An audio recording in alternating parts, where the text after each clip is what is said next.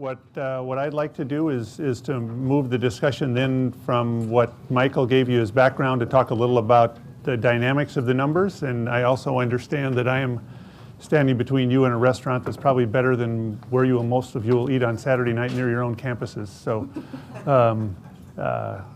we're set to go to 4:15. I would give you a heads up. We may spill a little bit past that, but we won't interfere with the dinner plans. So what I'd like to do is to go through some material that is intended to be kind of generalized numbers, but gives you a sense for the possible flow. For those of you who are thinking, based upon this morning's discussion, that once we get all the way to the afternoon, then you get the answer, this is not the place where that comes. But it hopefully will provoke some discussion. Whoa. Maybe it's my zapper. With the changes flowing from 2008, and a certain amount of what I think we're seeing is happening, some trends I think that were already in place have accelerated. And Jill talked this morning about whether this is just the next cycle and we're just going to go back to normal after this. I agree with her. I think that we've moved into something now that is somewhat different. Are you getting feedback? Am I feedback? Okay. The effect of that change and where it heads going forward on the markets and our families, our business model is now playing out. Slow revenue growth may be a byproduct of this, and this is something we've talked a lot about at our place. And slow revenue growth is from all different kinds of sources, but the notion that our revenues can grow robustly as they did for a couple of decades, I think, is going to be under some pressure now. We talked a lot about how expense growth is hard to suppress because of the nature of our business and the residential nature of our businesses, which are our institutions, which creates just a fixed demand to be able to house and teach and serve our students. There's some risk that revenue growth keeping up with expense growth will be a challenge that has to be solved on both sides of the equation. And I'll talk mostly about revenue during this part of the discussion, but you've already had a chance to talk a bit about expenses. The main issue is the slope of the lines. That phrase simply refers to the notion that if your expenses are growing at 3 or 4% a year, you have to find some way to cause your revenues to grow at 3 or 4% a year. Growing revenues at 2 and expenses at 4 is not a prescription for long-term health. The business model that we're working on has endured for a long time. And so that is good news. It's had a very good stability. Many of us are older than IBM, but now we have to see whether that will follow through into the future. Primary funding source, of course, is student revenues. Endowments vary fairly widely. What we need to do is to find an operating structure that really works for us. But Michael alluded to this. One of the things that we need to be aware of is that regardless of which institution you're from in this room, you have structured or constructed for yourself an expenditure base that essentially consumes your income. We don't have the opportunity to take in all of our income and then only spend 80% of it and build a big pile, earnings per share, as the private sector folks would think about. Nonprofits are called upon to spend their dollars. We tend to do that because that's how we get to the quality question that we talked about earlier. And so whatever revenues we can generate, we will invest those in our student experience and all the things that support that experience or support the institution's life. But people should not think that this is the various questions here apply to some but not all of us. Each of us spends most of what we take in every year, or all of it, or even sometimes a little more. And that's the nature of being a nonprofit institution. And most of us have some limited abilities to diversify our revenues in a significant way, in part because of where we're located. Carefully managing our resources in ways that are meaningful to our students and families is what we really need to try to do, but also understanding the external financial realities. What is happening in the wider world? Jill talked a lot about that this morning. I'll give you a couple more slides on that that will essentially reinforce that, but what the value is of a BA and where you choose to get it is something that is a source of a lot of discussion these days. and we need to think about what decisions we make to allocate our resources to make sure that we continue to be important players in that decision making. The overall base is essentially fixed. That's good news if the student body is growing, but if it's shrinking, that can be problematic. This is some data that I pulled out, which is similar to what Jill had. This goes back 30 years, and what I did with this data was to say in 1978, if you take the middle of the income quintiles and then compare them to what was then the median tuition for a private institution, about $9,000. At that point, someone in the top quintile would have to spend 7% of their annual income to be able to pay that cost. And then obviously it works its way on down to the lowest quintile still would consume half of their income to pay that cost if in fact you were paying full freight. This is not adjusted for financial aid. This is just a gross sticker price. So the distribution, not surprisingly, spreads in a particular way, but at that point it consumed half the income on the lowest and 7 on the top. Fast forward 30 years, the top quintile still was consuming a modest part of their income against what was then the private tuition cost. But the lowest quintile had gone well beyond that number. This data should not be surprising given the way that the costs have risen over time. The annual growth rates come out here on the side, and the highest annual growth rate was at the top, and the lowest quintile changed almost not at all. I think we heard that earlier, but our number grew fairly dramatically. If I put this in the context of in terms of net price, and this is for 5 or 4 periods, 94, 95, that school year, then 5 years and 5 years and 5 years. Some data that I pulled out showed discount rates being fairly flat through the 90s, moving up a little bit in 04, 05, and by 09, 10 it had actually gotten quite a bit higher. The growth rates, posted tuition, financial aid, and net tuition grew all together really from 95 to 2000. Posted tuition grew at 14%, this from 2020 to 22. Financial aid grew at 24%, so these two numbers grow more rapidly. That's why the discount rate goes up, because your financial aid is growing faster than your tuition. That means your net tuition now was growing at 7% in that 5-year period. If your financial aid grows faster than your tuition, then your discount rate will go up and your net tuition will grow more slowly. That's an important function. So we go to from 04, 05 through the crash. Posted tuition grew by 15%, which is actually not much different than what we had seen in the previous 2 5-year periods, but financial aid either spiked up or moved up more rapidly. That's this discount rate increase, and then net tuition, you can see on average actually shrunk slightly. The hard numbers are maybe a little less important than just the dynamic. Yep. What is the sample here? Is this all private? This is all privates. Yeah, and this is not only liberal arts colleges. This was all private, so this would go on all the way up. The most important thing is these relationships down here. If tuition grows and financial aid grows faster, then your net tuition will grow slower. This is one that I pulled out just to try to think about this question of how do people pay for a college degree.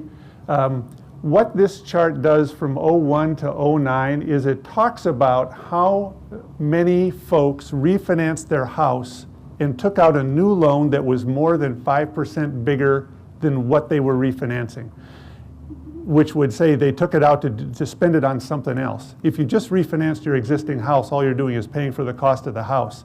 If you had a $100,000 mortgage, the price had risen and the folks would give you a $150,000 mortgage. Now you're spending the rest of those, you spend $100,000 to pay off the old mortgage, but you have $50,000 you're spending on something else. A lot of people in this period used this. We got to the point where 80% of the refinancings were more than 5% over the current loan amount. People weren't borrowing just to get a lower rate. They were borrowing to get more money. And a lot of those folks were doing it to help pay our bill. That the house was a source of financing for what we were doing. And this pattern obviously stopped cold when it came back down here, but the house was a cash machine for a while. And it isn't always visible to us. We work this through in our financial aid, but it doesn't show anywhere in our financial statements because the parent contribution has to come from somewhere, and it's up to them to find out, to be able to generate it. But I had worried a little bit that this phenomenon had fueled the notion that we had some rising tuition costs, and that is out the window now, given what's happened with housing prices and may not return for a while. So each of these last three slides are just intended to be contextual. What I'm going to do now is I'm going to take you through some sample financial statements. And they're simplified. They don't represent any particular institution, and you'll see that I've even, in order to stay away from a debate about whether we have 30 million or 40 million or 50 million, I did what my economist friends do, and I shrunk the whole thing to 100. So 100, you'll see the revenue and the expenses start in the base year at 100. You could think of it as 100 or 100,000 or 100 million or some multiple, but it's 100. The examples are not forecasts. They just are intended to demonstrate the dynamics of the numbers. But you'll see quite a few of the distributions and so forth feed off of the data that you've seen earlier. The expenses are not adjusted in the scenarios. And I did that just to kind of keep it simple. And when you see columns that project income growing not as fast as expenses in red lines, red numbers appearing on the bottom, that doesn't mean that's what would happen. We would obviously take some steps with respect to that. But to keep it simple, the expenses are kept flat. And then the growth rates are assigned to each of the major categories based upon past trends or past patterns or likely directions going forward. And thanks to all of you for sending your numbers in. I've now summarized all of that data on this page, and this will feed right into the numbers. So this has been helpful. I hope, by the way, for all of you, as you're gathering that information, it got you a chance to just get around your campuses. You may not always have a chance to talk to your enrollment folks, your fundraising folks, your finance folks, and as we thought about trying to familiarize each of you with your own data, it's also seemed like it was a good way to be able to create some interaction, so I hope that was helpful. Thanks, all 14 of you sent them in and we summarized them. And so what I'm going to put up now is to show some growth rates, and that will then feed into the exercise. It turned out that when I had created the spreadsheets to show some possible directions, my growth assumptions actually kind of lined up with what came from all of you, so that was nice. The student body, these are all compound growth rates from 08 to 12. So our student bodies grew at less than 1% a year. It varies by school. Some of you may have gotten larger, some of you may have gotten slightly smaller, but if you add them all together, we grew at about 1% a year. We got a little bigger. We didn't get dramatically bigger as a group. Our posted tuition grew compounded at 5% a year. It was pretty common in the last decade for that number to be between 5 and 6. Many of us have posted tuition increases of 4 or less since the crash. Although even the most recent round that I saw in the ACM for the upcoming year suggests that there's some variation in this number now as people are making different decisions with respect to where this can go. This is the number that always gets the attention in the press. How much did someone raise their tuition? How much did the schools raise their tuition? We did it 5% per year compounded. Again, some variation among the schools. Room and board grows more slowly. Actually, it does at our place. I'm not sure whether that's a particular strategy, but that tended to be a pattern across the group.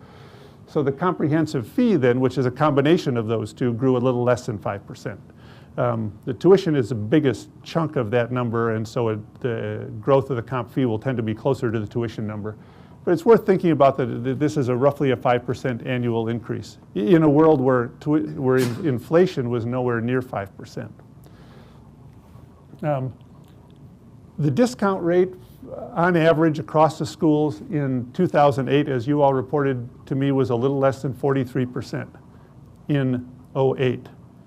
In 12, it had grown by by 5.5 points. That's a fairly rapid rise in a pretty short period of time, and it'll affect some of the other numbers as you go, but it actually will then give a base for some of the numbers that we have as we look further down into this.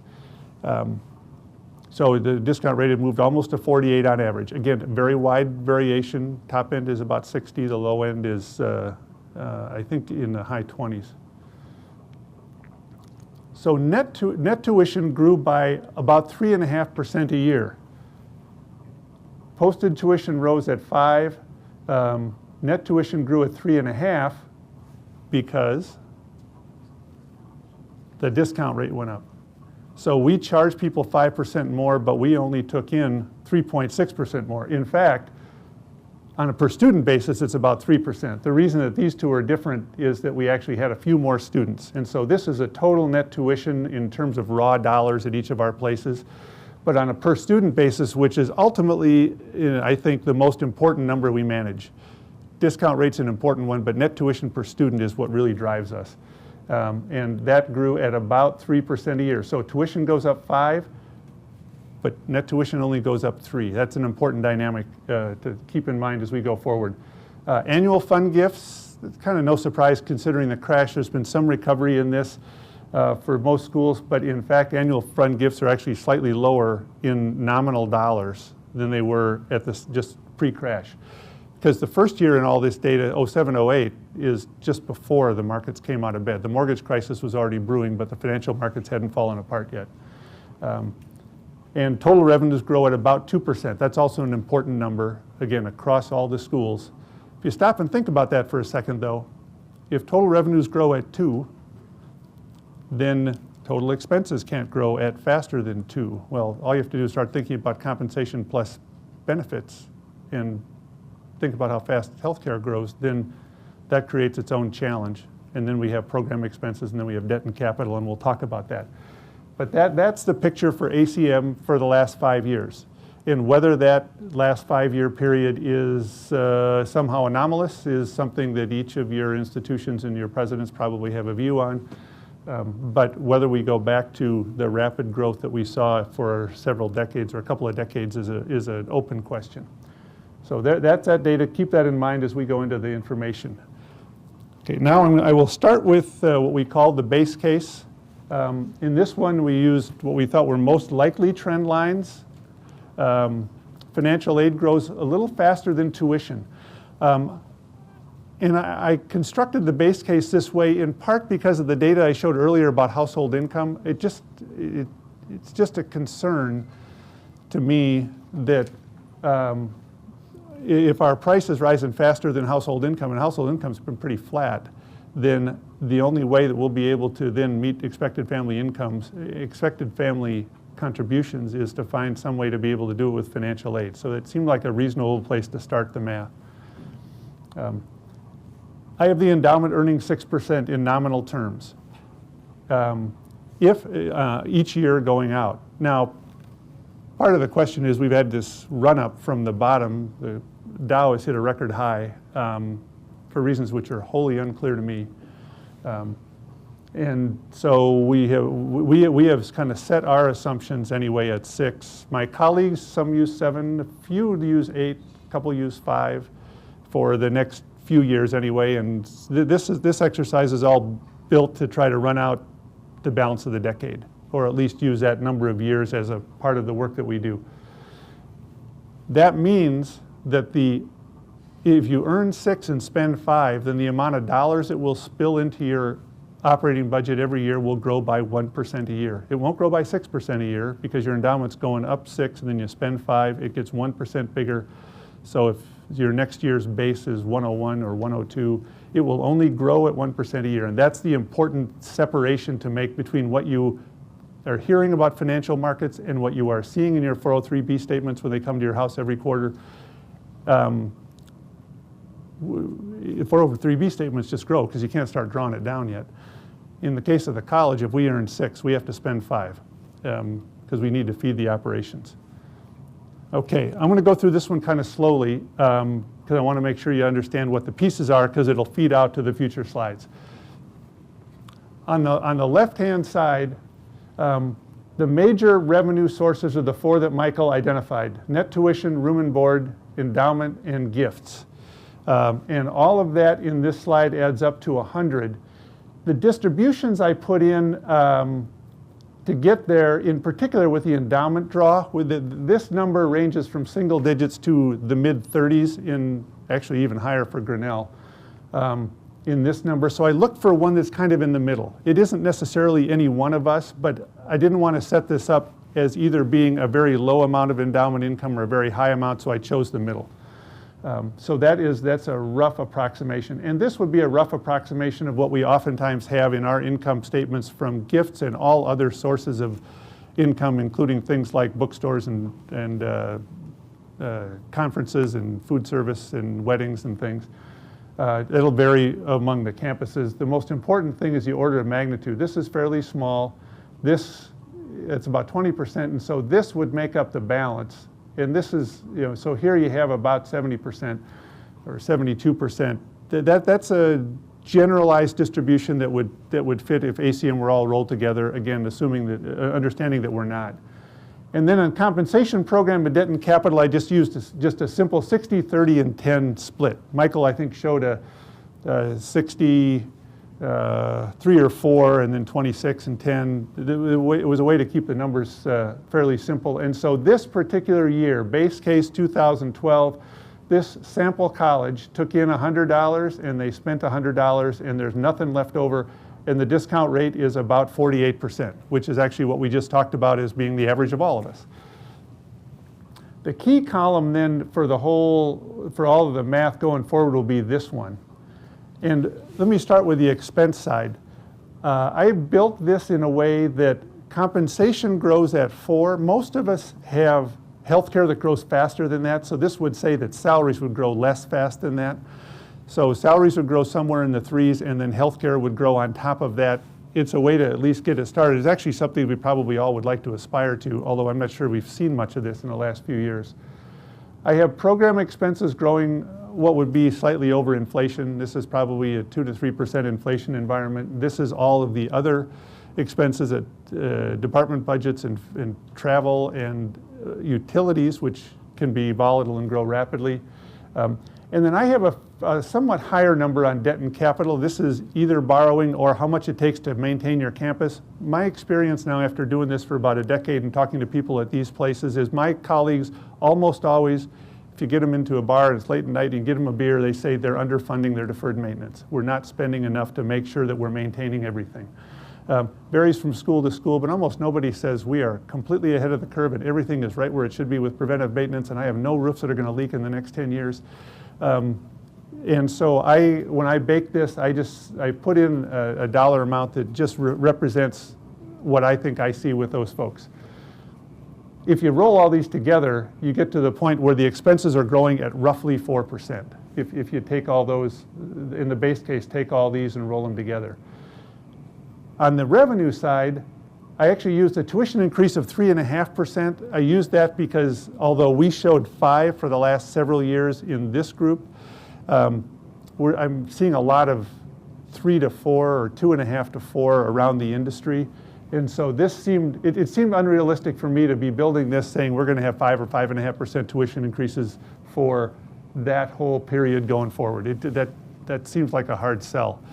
We've already seen enough press around the fact that we're over inflation, so I used 3.5.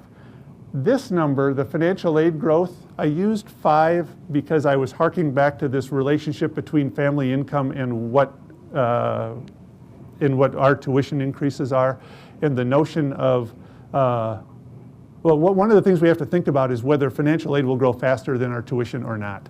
If we can construct a model where our tuition goes up 4% and financial aid goes up 4%, then our net tuition will grow by 4. That would be a good thing.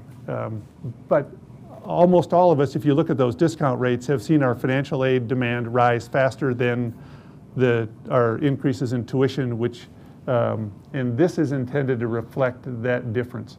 Room and board I put in at 4. The endowment is 1. I talked about that earlier, earn 6 and spend 5. That gives you 1. Gifts and other, slightly above inflation, in part on the theory that as the financial markets have recovered, our donors may be a little more generous with us for the period looking forward. So if those are the growth rates, and those are annual growth rates, and anything that appears in this column applies to every single year beyond it. It's just linear and it's straight line. The growth rate for the previous year for 2013 with those assumptions is 2.3% on revenue, 3.9% on expenses. So the expenses grow 1.6 faster than the revenue, which creates a $1.6 million loss. The discount rate 47.8 to 48.5, and the net tuition per student is only growing at 2.1. Even though we posted a 3.5% increase in tuition, 2.1 is its growth rate because financial aid's growing more rapidly. So then, if you simply take this whole scenario and then run it out, and the real question is kind of which of the assumptions are going to come true and which ones are not, then you can see the red numbers get to be fairly sizable. You know, again, we would respond to this on the expense side, or we would try to respond on the revenue side if we could, but the underlying dynamics of the numbers to really think about is, if we increase tuition at a particular rate, will financial aid grow faster or slower than that? This scenario also says student body is the same the whole way through. I'll address that one in a second. But whatever your student body was for Sample College, they have exactly the same number of students all the way through the planning period. No change in that. Let me stop here and see if there's questions about this particular page, because then it'll play out in some of the others. Does this make sense? I know it's not like a happy scenario, but if you get the kind of the underlying math, then I'll go on to the next ones. Okay. Okay, then I have bad case. Yeah, that was base case. And most of what drives base case is really whether financial aid is going to grow faster than we can post than the rates at which we post our tuition. What will our pool give us? What will our students, families be able to give us? So in this one, net tuition growth slows even more. And what I did was, I think, I raised the growth in the financial aid. You could do the same thing by slowing the growth in the posted tuition. The endowment now, instead of earning 1% more than the draw, it earns 1% less than the draw.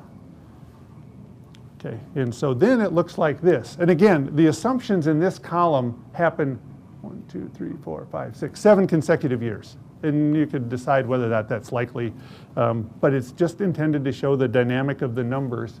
So here, financial aid is now growing at 6% over this 3.5% tuition increase.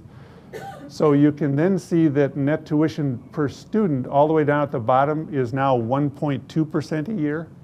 And then the endowment draw is actually shrinking slowly. You can see that number coming down. And so the total growth rated revenue now is down to 1.4%. It was just above 2 in the previous scenario. Expenses are the same. Difference between income and expense growth gets to be significant, and the red numbers get to be large. And the discount rate now goes from 47.8 to almost 57 by the terminal year. And that just is a function of the fact that the financial aid demand has been rising. This is agnostic with respect to whether that financial aid is need-based or merit-based or what combination it is. From the point of view of counting it, it's all financial aid. But as you heard earlier today, clearly the strategies that we put in place to try to decide how we allocate those will be important to us. Managing enrollment and managing how we parse out our financial aid dollars is an increasingly complicated thing to do for all of your admissions and financial aid folks. Okay, now there's good case. In this one, financial aid grows at exactly the same rate as tuition, which means that net tuition will grow at exactly that rate. And at some level, it says whatever tuition increase we can post and collect, financial aid will not grow faster. The endowment now earns 3% more than the draw formula. It earns 8 and we spend 5. Earning 8 and spending 5 is what most of my colleagues thought about in the 10 years preceding the crash. An 8% return was a very common marker. It was commonly used by foundations as well. The theory is that the markets over time would return dollars of that type. in this case, if you can earn 8 and spend 5, then as long as inflation is less than 3, then you are in fact preserving the purchasing power of your endowment, and that's a good thing. Okay, on this one, now the financial aid's only growing at 3.5. The tuition's growing at 3.5. So the discount rate is 47.8 all the way through. Exactly the same growth rate year over year. The endowment, which started at this 19.5, now grows at 3% a year. Earn 8, spend 5, and that number grows up to 24. And the annual growth rate in the revenue is now 3.5% per year, compounded every single year. The gifts and other are kept the same. The expenses are the same. They were growing at 3.9. This is actually pretty close to what you would think of as equilibrium, less than 0.5% a year difference, and then there'd be some opportunity to do some work on the expenses to get that into balance. So those numbers are actually pretty small compared to how big this, we've gotten up to 130 on this number in the out years. And the net tuition per FTE grows at exactly 3.5% a year. Revenue, the tuition is posted at 3.5. Financial aid grows at 3.5. If we changed it to 4 and 4 or 4.5 to 4.5, it would certainly work the same way. And so this then gives you what is pretty close to being balanced, and that would seem to be then a bit more sustainable. It again has 4% increases in compensation, enough dollars hopefully to be able to deal with whatever might be happening on the campus with respect to debt and capital. And then the program expenses, we're able to get some growth in the dollars that are available to do various things, including in student affairs and in academic departments around the student experience. Okay. So, yep, please. Please. Accounted for new gifts to endowment.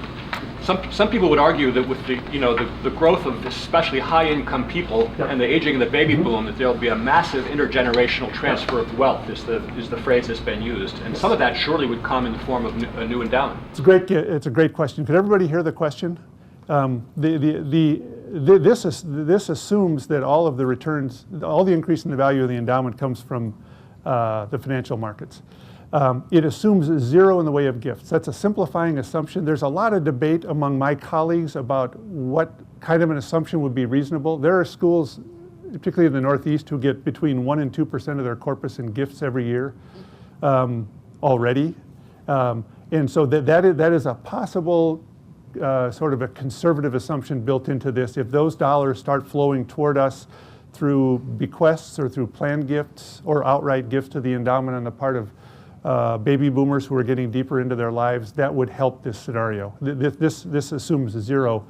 I go to a conference most years in Colorado where there are speakers on mostly fairly high level questions about higher ed, and one of them put a whole program together one time that argued that a 5% endowment draw is too low because it ignores gifts. The assumption is that if you could actually earn 8 and spend 5, then 3% is enough. And if you actually get 1% in the way of gifts on top of it, you should be spending that too instead of hoarding it. After the crash, people, I think, sort of stopped thinking that we were underspending our endowments. And I think that there's the thinking that I hear from people is if you talk about 5%, 5% is the high end, and some of us could be effectively spending less, mostly because they're concerned about financial market returns. It's kind of a long answer, but it ignores that question, and it's an important one, and it could, in fact, help this scenario. The other question on the numbers there, your assumptions. When I was an undergraduate, real per capita growth in incomes was about 2% per year. Mm-hmm. If you add a 2% inflation to that, you would say that the real purchasing power is going up, or the nominal purchasing power is going up by 4% mm-hmm. per year, a little higher than your 3.5. Yeah. I always, in terms of thinking about how we could raise tuition, is that kind of your thinking on that subject? One of the things I get reminded of by my financial aid folks is that if someone's income increases by 5%, we don't expect to claim that entire increase for what we're doing. We generally, I think our financial aid folks, talk about claiming a certain percentage of the income from a particular family as being available to pay for tuition, and everything else has to pay for the rest of the bills. So if it was 20%, someone's income goes up $5,000, and we could claim 1,000 of it for ourselves. but our price goes up 2,000. So even in a fairly robust scenario, we don't necessarily have a claim on the entire income increase on the part of a family. Only a portion of it can come to us. But just maintaining your share of the family income. Mm-hmm. If the family income goes up by 4%, then Yep. you can raise your tuition by 4%. That's not claiming the whole increase. That's just maintaining your share of the family spending. May depend upon what the base is for that particular family in the first place, and the 4% is a larger or smaller number depending upon it. Yep. I'm curious, I know it's a small share of the pie, but why did you project a larger increase for room and board than for tuition, when from everything we've been hearing that's flip-flopped from historical recent experience? From what I've seen in the increases around the industry, that one seems to have, because it's a smaller piece, and in many places there's actually some control that we have over that, because there aren't other alternatives. That one seemed to have it seems to rise a little faster in some of the data that I've seen. It'd be easy to make it 3 or 3.5 instead of 4, and it wouldn't change the numbers very much. Yep. Okay. Any more questions about those cases? Okay. So why don't we just increase revenue? Perhaps we could find a different or new revenue source, some non-traditional program renting the campus, doing something different. And I think this gets discussed among some institutions at various times. As a general matter, this is not a bad idea as long as whatever that new revenue source is brings in more than it costs. It may seem obvious, but there's folks that have taken flyers on various kinds of programs not thinking about what the incremental cost would be. So the next scenario will take a new, unnamed revenue source that grows at an outsized rate, 10% a year, and it starts with a net income of $1 million. Let's say we find something where we can bring people to our campus or otherwise kind of sell or leverage something that we have that brings us $2 million a year, and it costs us $1 million, we have $1 million left over. That seems optimistic to me even on its face, but at least as a starting point. And then, what if that particular activity grows at 10% a year? You hit a home run, it grows like crazy. The conclusion you'll see on the next page is the upside of that new revenue is swamped by the dynamics of the basic business model. So what I've done on this one is, here's this new program net. This is back to base case. Okay, so these are the base case assumptions. So we build in this new program that throws off a net $1 million a year, and it grows at 10% a year. So it starts at $1 million and it grows to $1.9 million. If you go down to the bottom line here, you see all those numbers are just about as red as they were before. And that's because this whole operation is so big. What our base operation, our base business, if you will, is so big that that's just not big enough to make a huge difference without still addressing the rest of what's going on. Is having this a bad idea if it's out there? Absolutely not. It'd be wonderful to have something like that. But we should not think that this is the solution to other challenges that we have if this dynamic is actually still taking place. So let's just add some more students. So the next scenario will add 100 students permanently. From year 1 to year 2, the student body will jump up by 100, and then that 100 will hold for the rest of the time. I think, we saw the student numbers, St. Olaf's 3,000, several are at 2,000, then it ranges on down to 1,000. So 100 would be a significant change for a lot of us. The point that I want to make with this one is that the change only happens 1 year and then you stay flat from there. Occasionally there are conversations on our campus to say we can just solve this by having more students. Well, we just can't keep adding students. We don't have the capacity for it. Some of us are landlocked. We wouldn't have the buildings. There's incremental costs associated with that. So this adds revenue early on, but the trend lines are still out of whack, and there's no way to keep adding residential students. I put the residential in parentheses. I don't want to get too far out in front of discussions about what happens in other places like in cyberspace. So I'm thinking about residential folks here. This just postpones the problem. So this number has now changed. The 112, the 3.5 doesn't go to 122. I actually added another 100 students in this line and then carried it out the rest of the way. And the financial aid then grows along with it. And it does help us for a while, but then this basic difference, you can see you have a 4.3% favorable variance in your revenue over your expenses in the year that the 100 students suddenly appear on your campus. And actually, if 100 students suddenly appear on our campuses, we will notice it the first year. But then, after that, we're back to a trend line that has the same growth parameters we had before, with revenues growing more slowly than expenses, and so we're back to this kind of negative setup. Perhaps we should just tell the fundraisers to raise some more money. They don't raise enough money. Let's get them to raise some more money.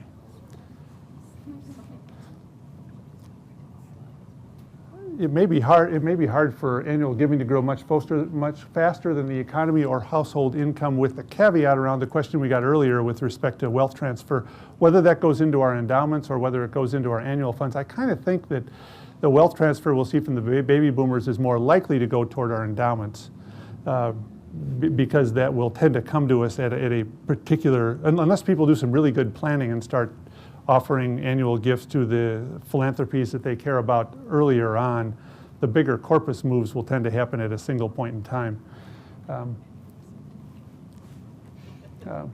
There are generally some opportunities to broaden the base of giving. All of us, I mean, you could argue that until we get to 100%, there's an opportunity among our alumni base. As Michael said earlier, 50% is still, in terms of alumni participation, in my experience, 50% is a gold standard, and very few schools get to that. Of any size. I think the high end on the big schools is in the 60s. That's Princeton. They generally are number one. For a while, Carleton was number one in our group. This is generally the smallest component to the revenue picture, so even a significant increase also only has a modest effect. So in this case, I've now changed the gifts and others to grow at 10% per year compounded. Every year. This isn't a 10% kick in one year because we had a great reunion or we had a particular event on campus. This is 10% year after year after year. So it grows the annual fund out to this $16 million number. It's about double what it was at the start. And the red numbers are a little less red than they were before. But this particular step also is not a panacea. So how can this balance? So let's talk about the expense side. Because I did a little exercise to say, what if we decided the expenses would be the way to solve this notion that we're only going to have our revenue grow at 2% a year, so how do we get at this? It could balance with better net tuition performance in the endowment draw. You saw that in an earlier slide already. Maybe some hybrid, revenue gets a little better and expenses get a little better control. In this slide, this is the base case that you've already seen before. Now what I did then is to look at this column carefully. What I did was to change the growth rate in the expenses to balance the budget, but I only did them one at a time.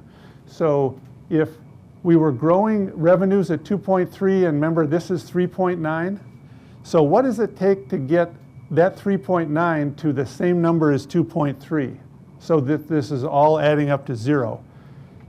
If compensation grows rather than 4% a year at 1.3% per year, the whole thing will balance. That's 1.3% a year every year, year in and year out.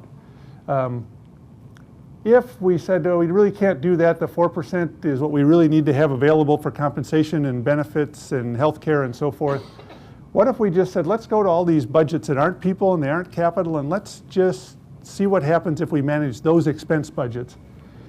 Those expense budgets would have to be cut by 2.3% every single year. Utilities, travel, paper, department budgets, admissions materials, fundraising materials, down 2.3% every single year. And this would be before inflation. Well, we say we can't really do that either. We need to have those inflationary increases in the program budgets just to keep up so we can be able to do our, take students on field trips and go do our geology digs and do all the other things that we want to do. So let's go after debt and capital. We don't really, I mean, it doesn't really look like it's so bad. I mean, the building isn't really falling down. It's not leaking in my office. And so let's just, this one I would say in my experience is almost always a target. And it worries me because those who follow us are going to have to pick up the pieces. That one would have to be cut by 10% a year every single year. And by the way, if there's debt in there, as Michael said earlier, you don't get to not pay the debt. So it would take a 9.9% reduction to get you to balance. All of those are extremes, and it is unlikely that you would try to balance any budget by isolating one category and say everybody else is protected.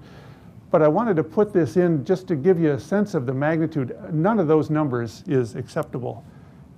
Compensation pools growing by a little more than 1% a year in perpetuity is just not a formula for being competitive. Program budgets being cut or debt and capital being clobbered is not a good way to do it. But I wanted to get a sense for the order of magnitude. So then I put a couple other scenarios up here. One is this better net tuition and endowment draw. The net tuition growing by 2.8 and the endowment draw growing by 2 instead of 1. That gets close. That gets you down to a -1. And in fact, if you do net tuition and the endowment draw, endowment earns 7, or endowment earns 6 and gets 1% a year in gifts. That's this scenario. Net tuition grows by a little less than 3% a year. And then if each of these categories grew by 1% less than we originally had, then you've gotten to 0. This is all a numerical exercise. In part, it is designed, though, to try to help people understand the magnitudes of the different sizes of the numbers. The really big numbers in these places are student revenues and compensation. In fact, they're very similar in size. This is 60, and actually net tuition is about 60. So as people talk on campuses about where you might be able to get more revenue or cut expenses, unfortunately, some of those conversations are around the little numbers. My example earlier, for instance, with respect to gifts, let's just get a lot more gifts. Well, gifts aren't really all that big anyway. And if you could get your alumni participation up dramatically, it doesn't change the dynamic. The big numbers are what your net tuition can be, what your value proposition is. We heard a lot about that from Scott and Jill this morning. And then how we how we manage our head count and our compensation, because we need to be competitive. All we have to sell is the people we have. You guys are the show, and people come to these colleges because you're here. They don't come because we run a great accounts payable department, even though we do. Nobody comes to us because of that. They come because of you, and they come because of what student affairs can do to give them a student experience, and making sure that we can have sufficient dollars to be able to support that, but also to make sure that we have enough dollars so not only are we paying you, but you have something to work with in your departments and in student affairs, and to make sure that we have people with a kind of reasonable place to live and go to class and do all the rest of the work of the college are all important factors. So this is my sort of way of thinking about kind of how can the numbers get together, but think about those orders of magnitude because they're really important. Okay. The trend lines for revenue and expenses are the issue. There's a lot of conversation around the industry with respect to the discount rate to say, how do we draw in more full pay students? Or how can we help our discount rate if the family income statistics are challenged, then if we could just get a few more students who didn't have any financial aid, that would help us a lot. And mathematically that works. But in the end, that's not going to solve it either. If you start adding full pay students, eventually you'll hit a ceiling with respect to how fast you can raise your tuition for that audience as well. And most of us don't have lots of full pay students. Some have very few. And I think the example Scott used today is that in a sense to draw some full pay students, even some kind of merit award which captures most of their ability to pay, is the strategy that a lot of folks use. Other revenue sources would have to grow, any other revenue source would have to grow very rapidly. And I don't want to have this, I don't want anybody to go back to say, I went to the presentation and they said we shouldn't be trying that new thing we're talking about. That's not the point, but to make sure that people are thinking about the notion that to have that become a big number relative to the rest of the business model is hard. Obviously, expense allocation has to play a role here as well. If revenue grows at 2% annually, so must expenses. If it grows at 3, expenses can grow at 3 as well, obviously, or 4. This is more about raising issues than necessarily offering a prescription, although the last slide with respect to the way the numbers might play out is one way to think about how we could do this. And any of the assumptions can be challenged, and each of you face off against those assumptions differently.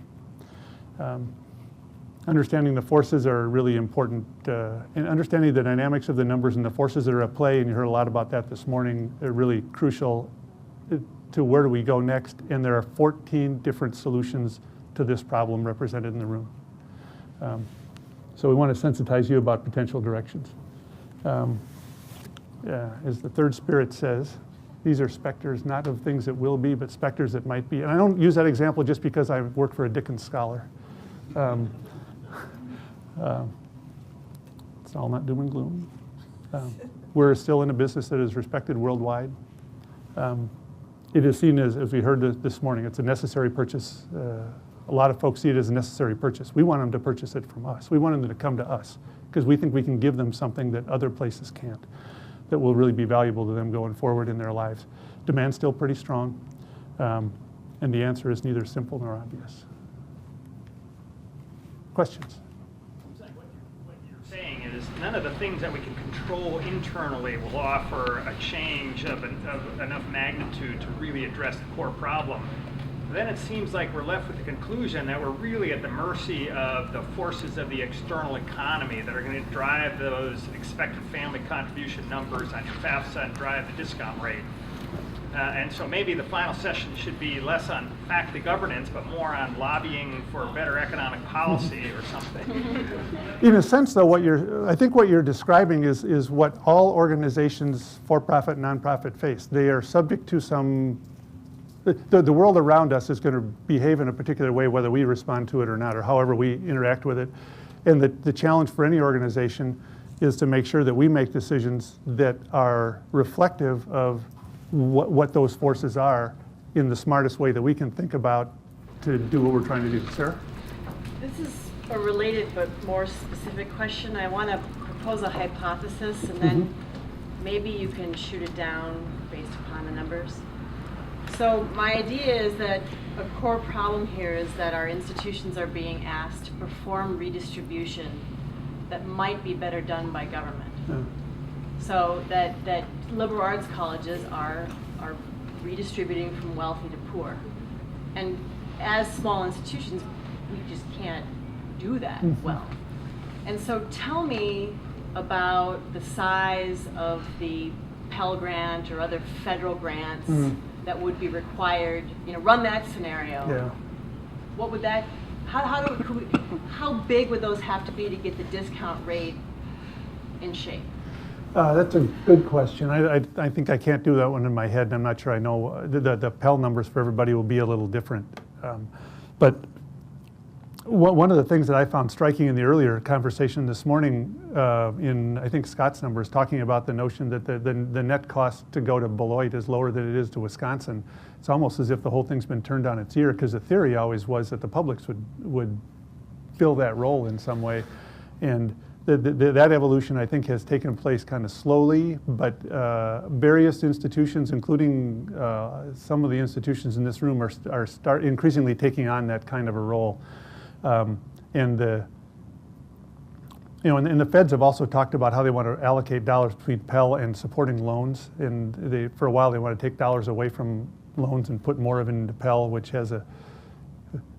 actually tends to move dollars to a particular level in the income scale. The loans are really the middle class way to be able to make this work, and so it made it harder for them. From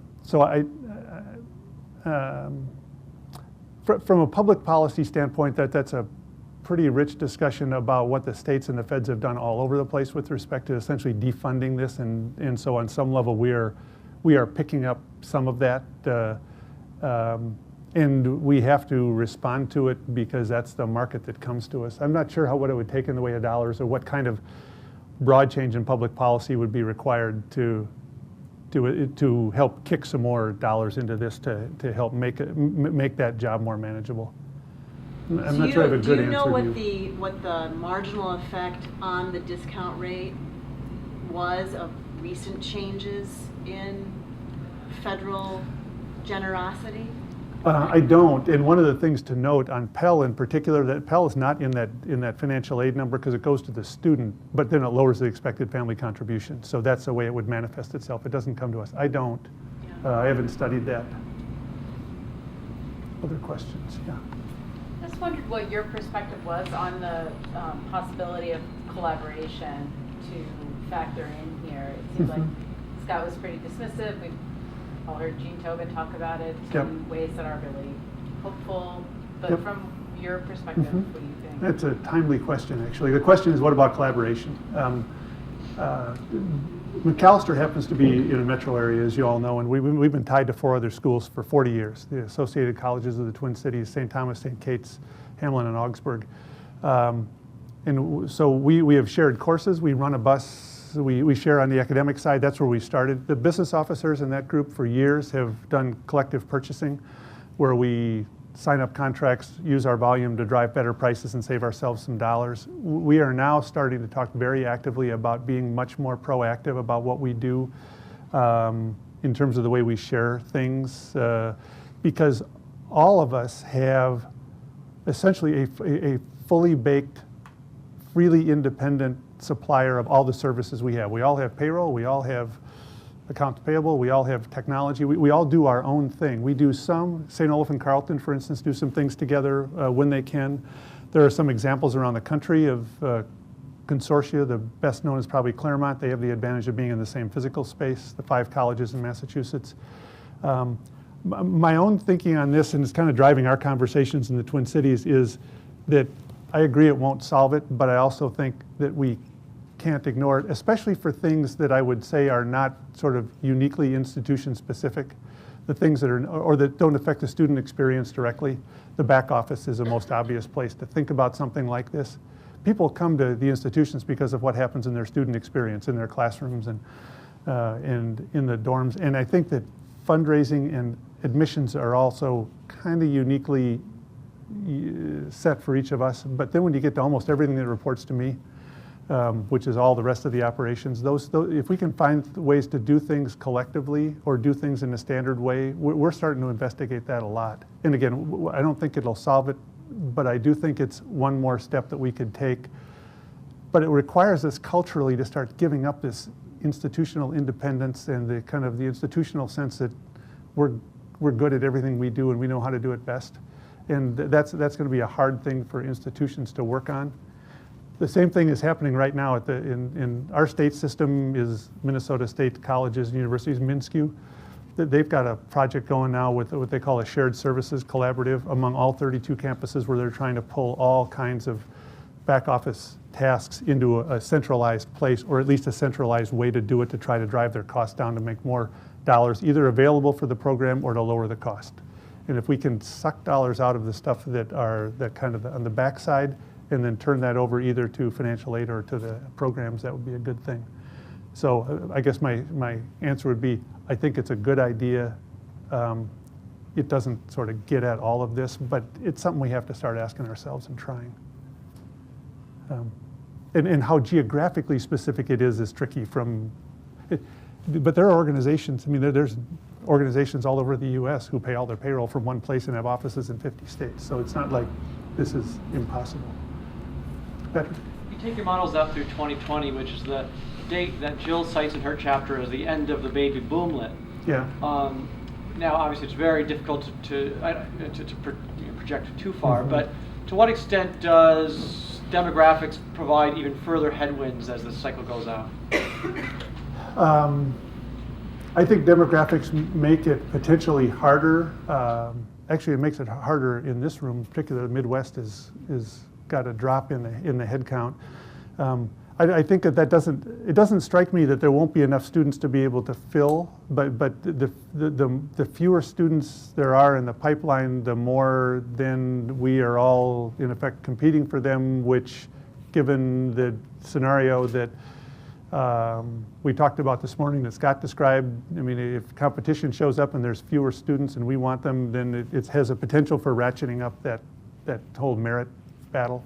And so, you know, kind of a lower demand can then put pressure on the price, in effect. And I mean, in part, I don't run the scenarios any further because you get past a half a dozen years, it becomes just more of an exercise. But it is something that we can't ignore, and it seems to me, in general, it creates pressure on net tuition.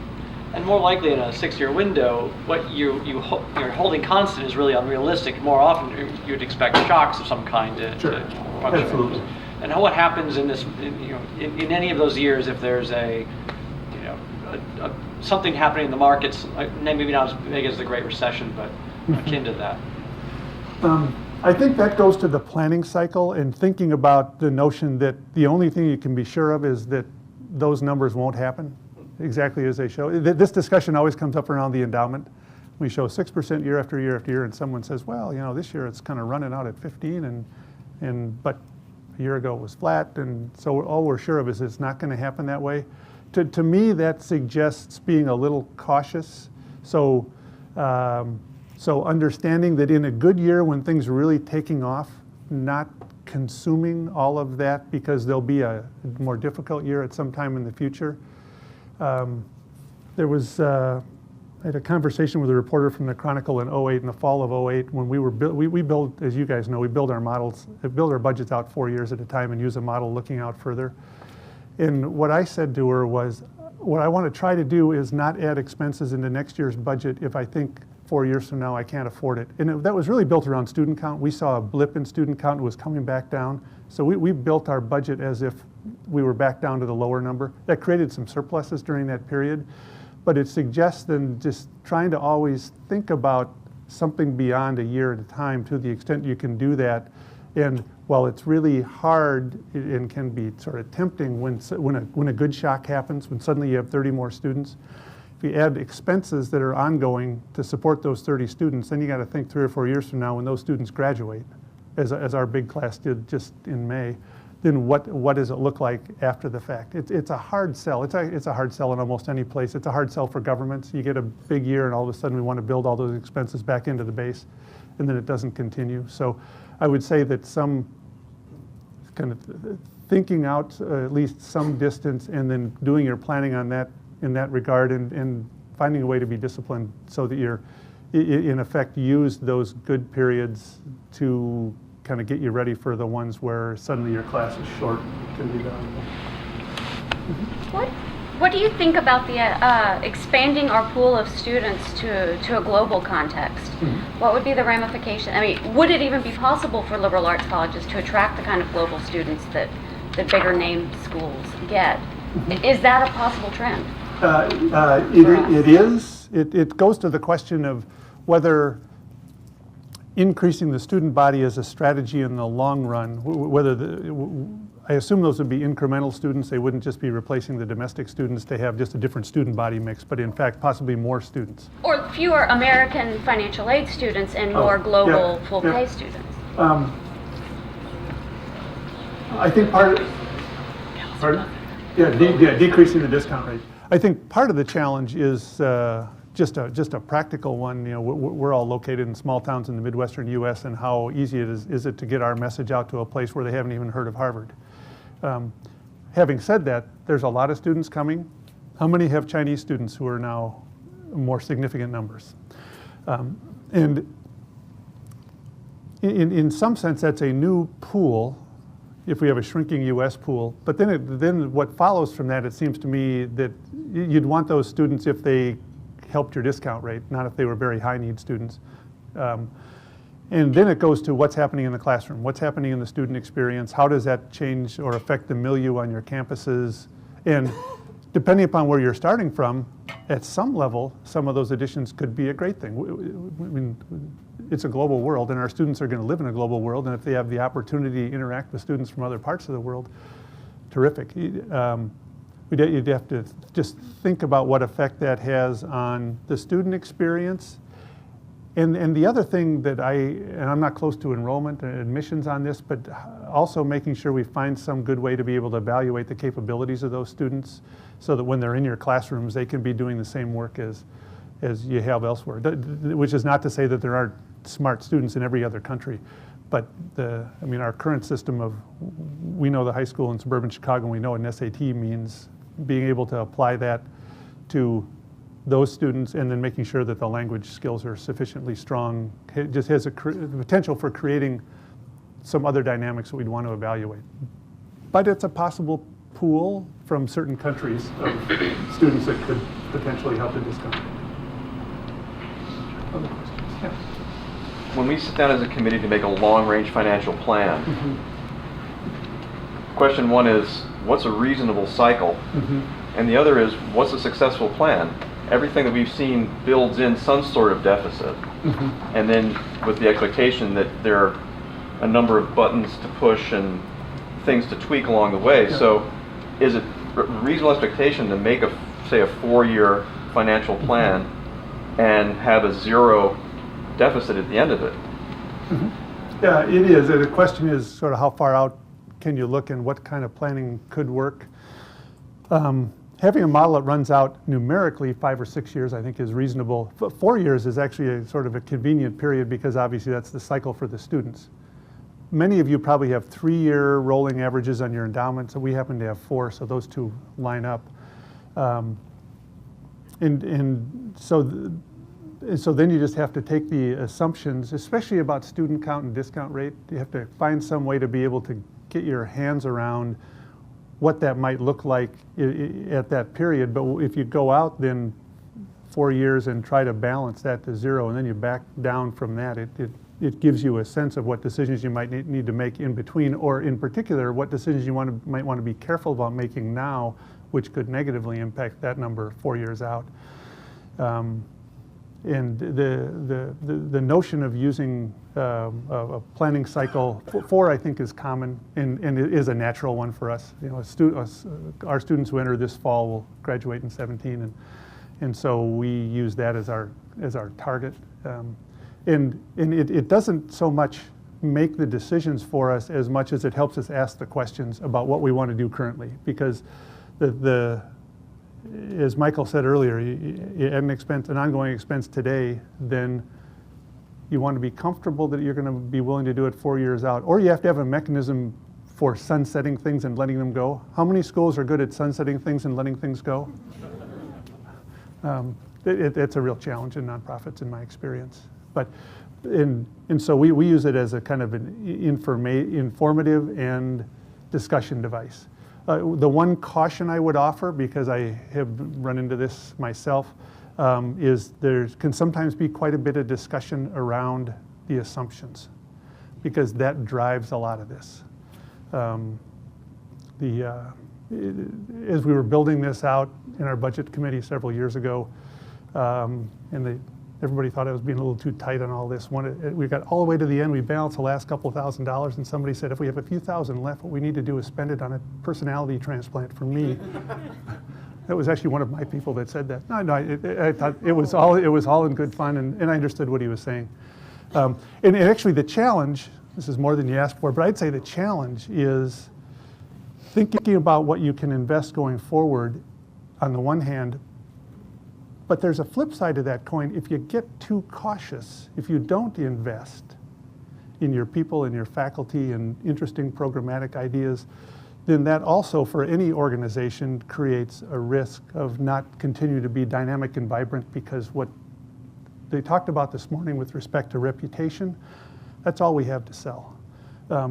And so what you want is your students leaving your campus and going back home and saying, I was at this college and it's a great place, they're doing new things. You don't want them to say, you know, I couldn't see my advisor, we couldn't go to do this or that they think is important. Continuing to find a way to intelligently invest in what we do is in a sense, the only long-term thing we have. It seems to me that the essential question is whether to leave a meeting like this feeling optimistic or pessimistic about the future of liberal arts colleges. Yeah. And I think we can, we cited a number of reasons to be somewhat concerned about the future. But I've been trying to list possible reasons for optimism.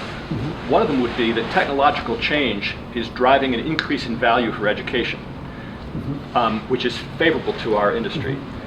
A second would be that competition from the public schools is likely to be in even worse trouble than we are. So our competitive environment is becoming more and more favorable. I wonder, what you would think about those two hypotheses. I thought a bit about the second one, and this one comes out of some of the reading that you've done over the last several years with respect to publics and with respect to class availability. I remember reading a story about a student who was in either the Cal State or the UC system who was sitting in San Francisco at 9:59 a.m. on a Saturday morning in a coffee shop with his finger poised over the send button, trying to be able to register for a required course at 10 a.m. as if he was trying to buy Bruce Springsteen tickets. And if he didn't get into it, then he was delayed. The notion of time to completion can work in our advantage. That is something that, the opportunity cost, I ran a few simple numbers once talking about the opportunity cost of taking 6 or 7 years to go through a public, if it was 4 years at one of our places, and then getting into the workforce, assuming there was a place in the workforce that seemed like a good starting point. The math gets to be compelling quickly because you get a 2 or 3 year head start on the next part of your career trajectory. So that one's important. Technology is a harder one to figure out. I think it was said by speakers earlier is the notion that technology has tended to add cost, and add quality and add richness to the experience. But it is not the same panacea that it has been, I think, around the rest of the economy, where technological increases have truly driven productivity changes, which then I think turn into household income value. Well, my point was more that technology puts a premium on knowledge work. Okay. And therefore, Yeah, it doesn't right. save cost, Right. but what it does do is increase the value of education. Right. You can worry, and the economists in the room who work with labor would know more about this than I would, but worry a little bit that the economy just turns into a whole bunch of folks who are in retail and a whole bunch of folks who are working in high knowledge industries. It used to be manufacturing sat in the middle. And so that kind of bifurcation creates an advantage for folks who do in fact have the kind of training that we can offer. Tom's comment about our sector position vis-a-vis the large publics, I think that's probably true in the short term, but I'm leery of the specter of regulation because when the government, the federal government steps in to resolve some of the problems in public education, I don't think anybody in this room needs to believe that the regulatory policy is going to stop with the publics. The regulatory policy is going to wash over us in the same that it does in many ways to the large publics. And so there are some problems that the federal government might be able to resolve. My fear is that they're going to resolve them in a way that really might be counter to the kinds of work that we're engaged in. It's always hard to tell what directions those things are going Right. to go. We've drawn scrutiny in all kinds of ways, including the large endowments from Senator Grassley from Iowa, and so how that plays out is hard to know. It seems to me though it's also the case as we think about how this might play out. All of us will need to figure out ways to respond to the changes. The publics have lots of smart people, and they will respond to whatever is thrust upon them, including this declining level of support. As I think about sort of the pluses and minuses of this, one of the pluses I think about is we're all filled with smart people too. And for me, the part of this exercise that I hope is valuable is that working on this and trying to figure out where it goes is not the job of the president, or it's not the job of the CFO who runs lots of spreadsheets. It's everybody's job. And the more people understand you know, again, this is not sort of painting what will be, it's just, this is kind of what the dynamics are. And unless the economy makes a left turn and gets better like it was in the past, we have some things to work on. But from my point of view, I want as many folks in my place who can help me think about this as possible. I want admissions to think about it, I want the fundraisers, I want my faculty leaders, I want my student affairs folks. Everybody's got to try to figure out what we can do and think about this, because we got a lot of years left. And having those conversations about whatever comes at us, what the economy does, what the regulators do. All organizations have to figure this out. But we figure it out better, I think, if we all have a better sense of kind of what the base is.